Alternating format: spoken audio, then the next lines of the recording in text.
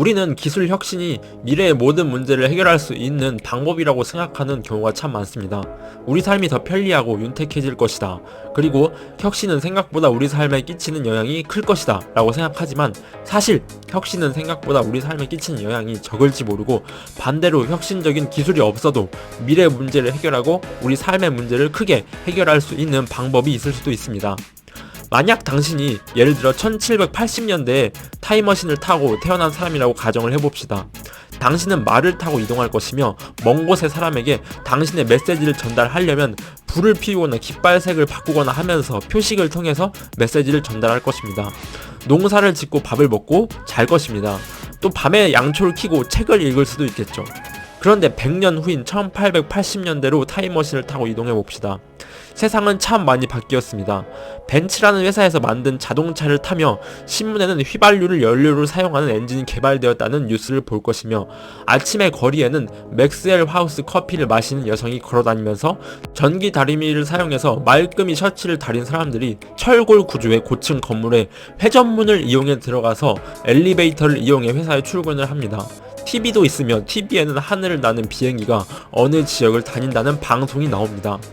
전기를 이용하는 간단한 통신장치도 있었으며, 전자제품뿐만 아니라 전기, 철도도 있었던 시대입니다. 그리고 밖에는 밤에 전구를 키우면서 사람들이 책을 읽을 수도 있고 걸어다니고 있죠. 만일 동일 인물이 이제 또 타임머신을 타고 1880년대에서 1980년대로 온다고 했을 때 크게 놀랄까요?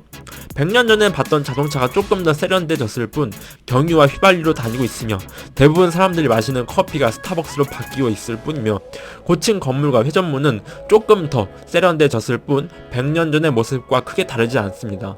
남들과 통신하는 작은 전화기로 게임을 하고 영상을 보는 건 조금 신기할 뿐이지만, 100년 전과 지금 동일하게 날고 있는 비행기도 크게 놀랄 모습은 아니겠죠.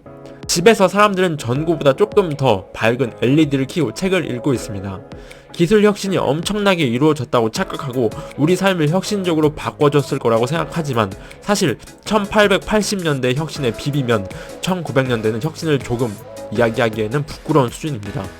인류가 화성에 가고 전기로 가는 자동차가 세상을 지배하고 핸드폰으로 유튜브를 볼 수 있는 세상으로의 전환이 인류 역사를 1880년대만큼 혁신적으로 바꿔주지는 못했다는 것이 개인적인 저의 생각입니다.